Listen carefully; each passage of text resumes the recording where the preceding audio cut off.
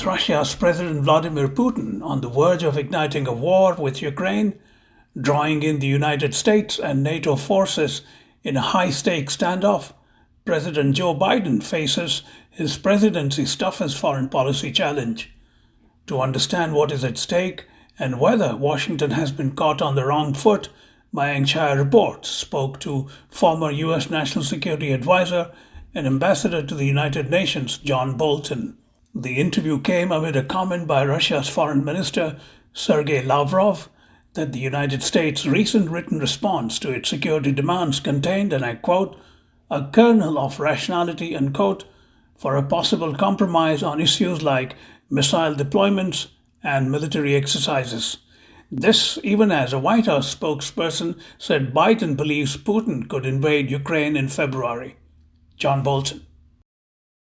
Russia's Foreign Minister Lavrov has said that the latest written response from Washington contains, as he said, a kernel of rationality for a possible compromise on issues like missile deployments and military exercises.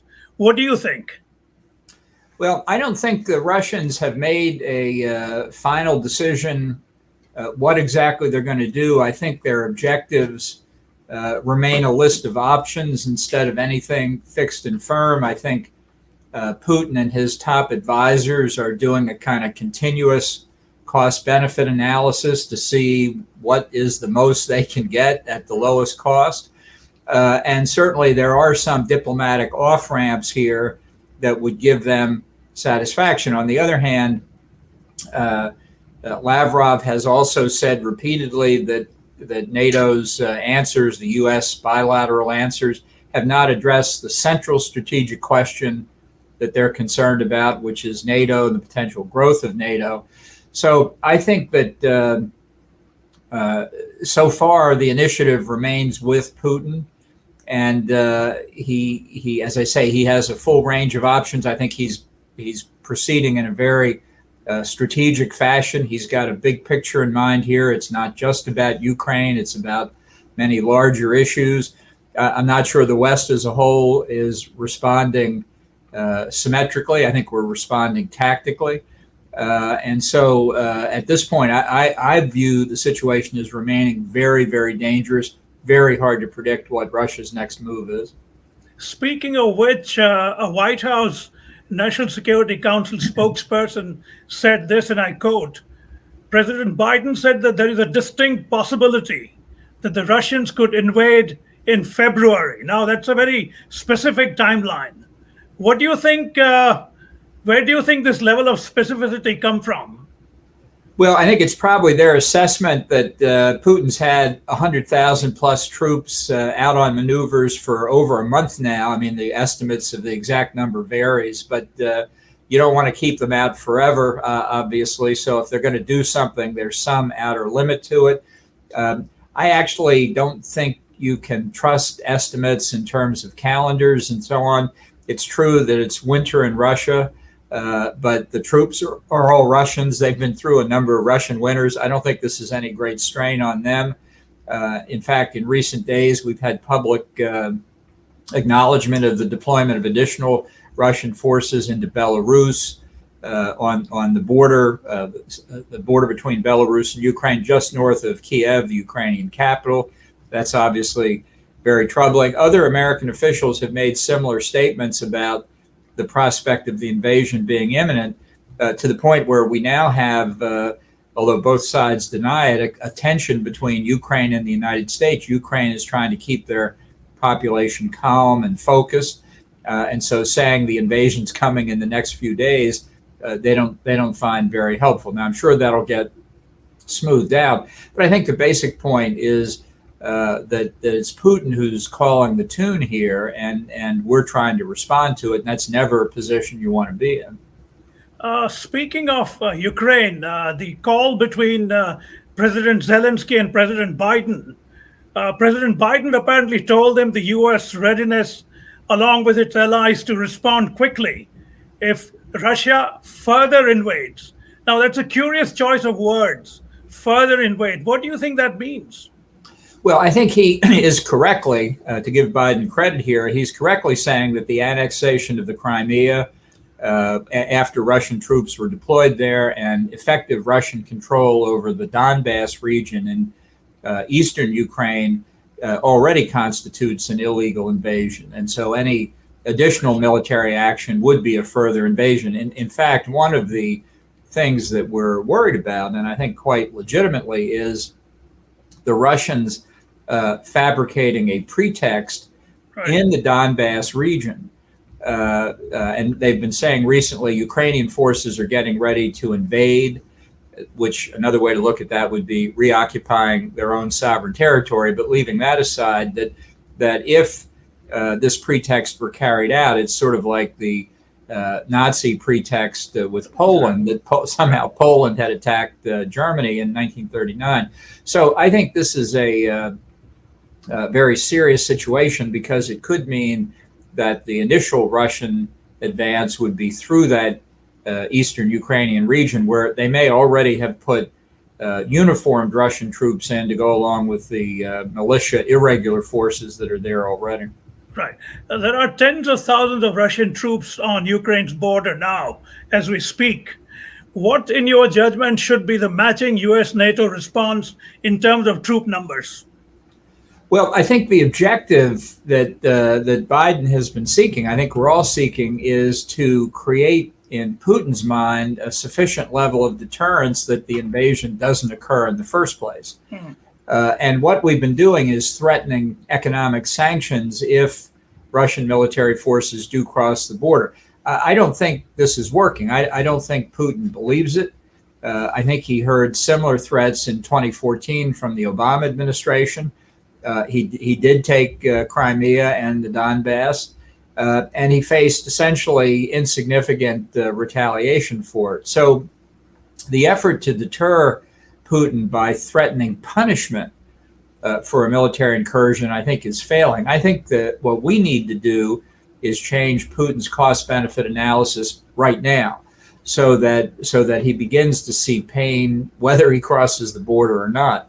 The first thing I would do would be to say that the Nord Stream 2 natural gas pipeline is never going to get turned on until all Russian military forces leave countries where the governments in charge don't want them, like Ukraine, like Moldova, like Georgia.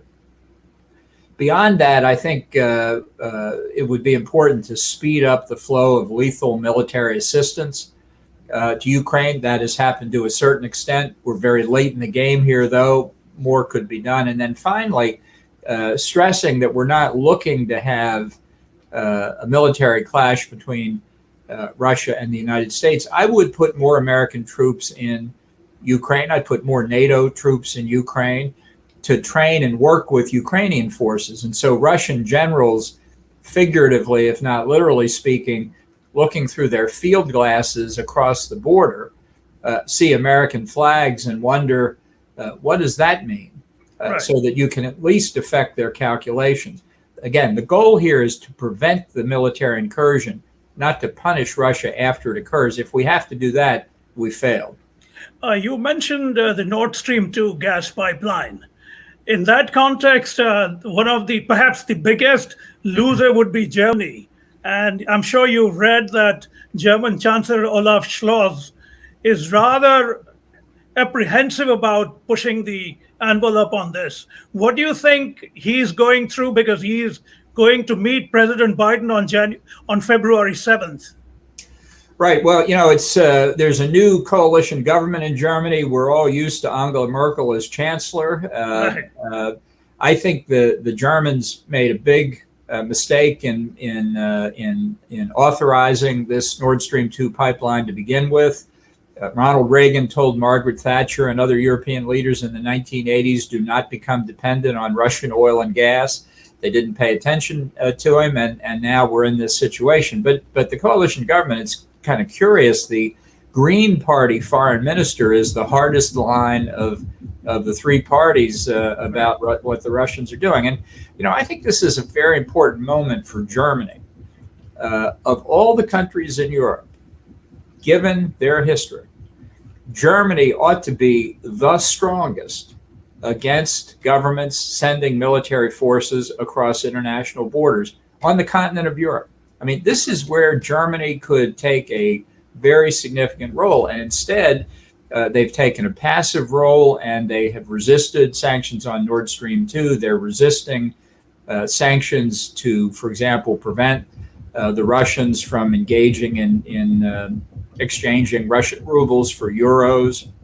That could be a very significant sanction. The Biden administration is thinking about doing that for dollars, but the Germans don't go along. The euro will remain a currency the Russians could convert into.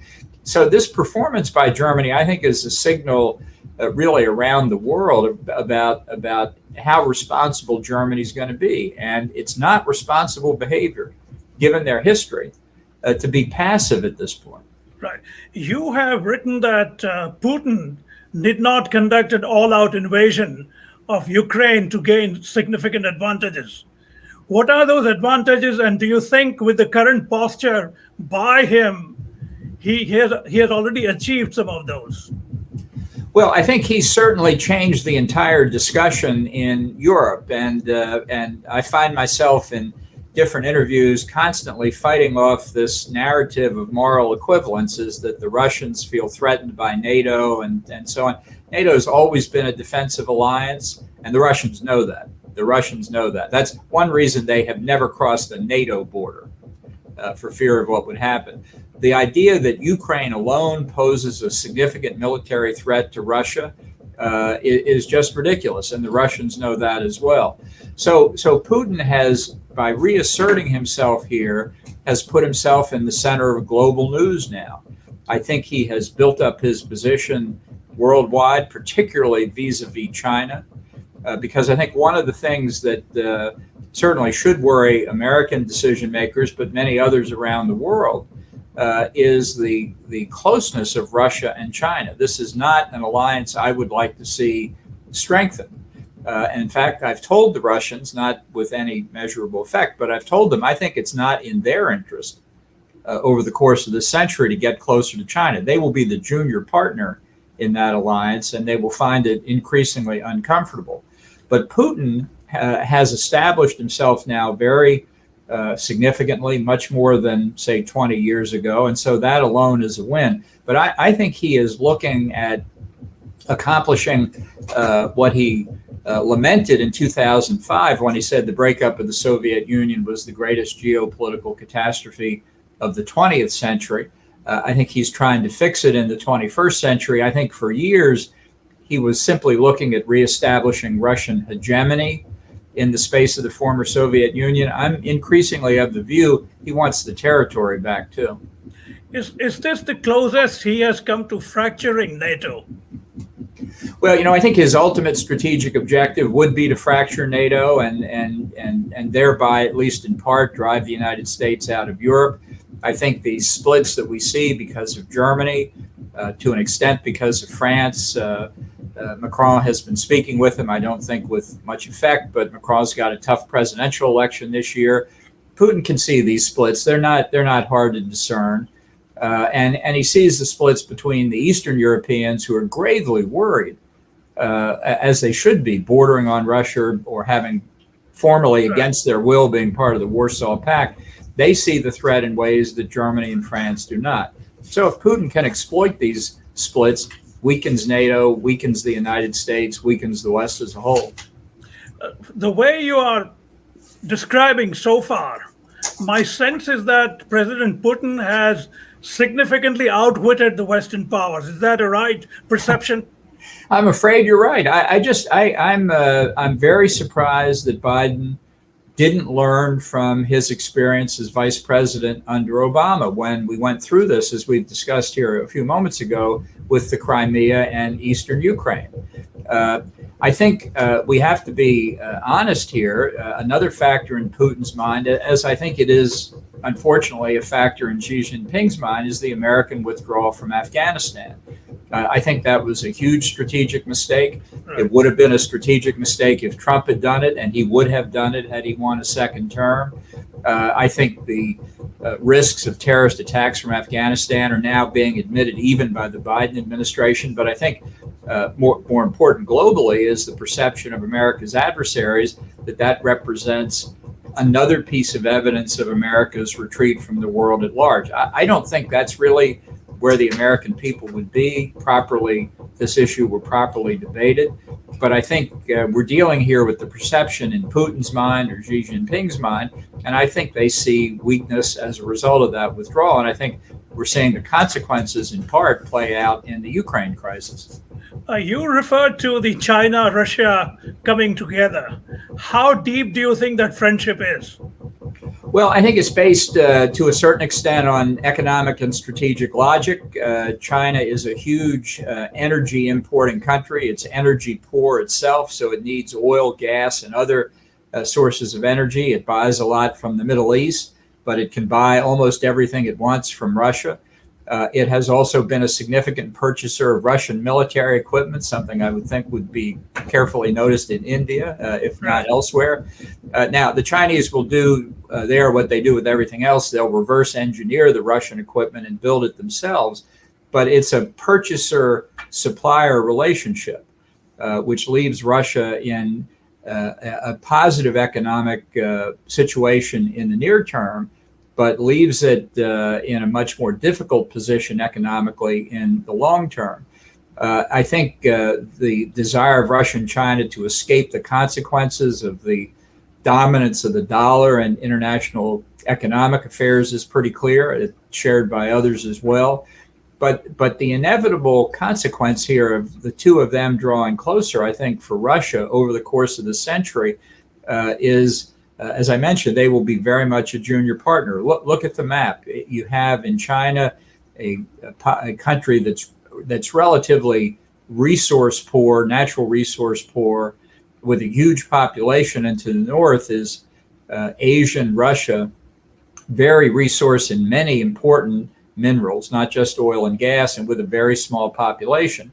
And over the course of human history, the natural flow of events would be that far eastern Russia becomes northern China if the Russians are not careful. Should Ukraine be allowed to join NATO over Putin's angst? Well, this is a fundamental position we've taken in the OSCE in Europe and have said worldwide for a long time that we think that the nations, democratic nations exercising their sovereignty, get to decide who they want to align with. You've seen, for example, in this recent crisis, feeling in Finland and Sweden, which have never joined NATO, right, but where support is now increasing for very, very good and sufficient reasons, I might add. The biggest obstacle at the moment is that NATO has never accepted a country into membership that has territory that's occupied by a foreign power. Because if they were admitted, by definition, you would put NATO in a state of war with the occupying power. So that's what Putin's strategy has been in Georgia, in Ukraine, in Moldova, in Belarus, in Armenia and Azerbaijan. There are Russian forces in every one of these countries. Right. So I think NATO's got to be a little bit more creative here. I think NATO made a mistake in 2008. George W. Bush proposed to bring Ukraine and Georgia into NATO on a fast track. The French and Germans objected. It was a big mistake then. But whether a country is a NATO member or not, how Russia behaves in that gray zone between NATO and Russia, the implications worldwide, mean that we have an important strategic interest there, whether they're NATO members or not. I remember when Iraq invaded Kuwait in 1990. I was working for Jim Baker at the State Department at the time, and we went to the Security Council. I'm not going to repeat the whole history, but I remember one of the most fascinating speeches given during that time was from the ambassador of Ethiopia, who came to the Security Council and said, in the 1930s, my country was invaded by Italy. We came to the League of Nations and said, aggression is being committed against us. We need the League's help, and they failed. And if the United Nations fails to deal with Saddam, it would go the way of the League of Nations. Now, I have no illusions here about, with Russia and China on the Security Council wielding a veto, that the Security Council is going to do anything. But I do think this is an issue for the world at large. It's not just about Russia and Ukraine. It's not just about Europe and America and Russia. It's not just about NATO. There's a bigger issue at stake here. Right. Just the last two questions. How long do you think Ukraine can remain sovereign? Well, I think with full support from Europe and the United States, and I hope other countries, as long as it wants to. And the United States, for example, never recognized the incorporation of Estonia, Latvia, and Lithuania into the Soviet Union. And we should never recognize the annexation of Crimea or the effective control over the Donbass. We waited a long time to see the Baltic republics sovereign again, and they are now. So I think America needs patience. It's not one of our greatest virtues, but we need patience, and I think we can prevail with the Ukrainians.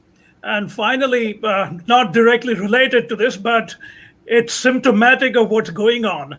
I read that 62% Republicans find Putin to be a stronger leader than Biden. What is this fetishization that has happened within the Republican Party about strong men? Well, I think there's a reaction because of Trump. But I must say, on that question, if you look at a number of polls, and I took a poll and asked a very similar question to that, they're worried what it shows is that Biden doesn't have what it takes to be president of the United States. And they attribute part of that perception of weakness to the withdrawal from Afghanistan. So within the Republican Party, there's a very strong support for a hard line on Ukraine.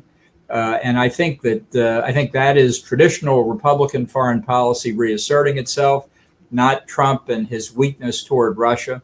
So actually, I don't think that's part of a fetish about looking at strong leaders. I think they're very worried Biden is not representing American interest effectively. But don't you think in the last couple of days, he has corrected course? Well, it's getting better, but when the ship is sinking, when the captain finally wakes up, sometimes that's not soon enough. I don't mean to be apocalyptic about this. I hope we don't have military action. But as I said earlier, I do think the initiative and the momentum are with Putin. I think time is on his side, and that's bad news. On that note, Mr. Bolton, I'm very grateful for your time, and I'll send all the links very soon. Okay, well, thanks very much. Good to see you again. Stay well now. I will. Thank you very much. Take care. You too. Bye. Bye.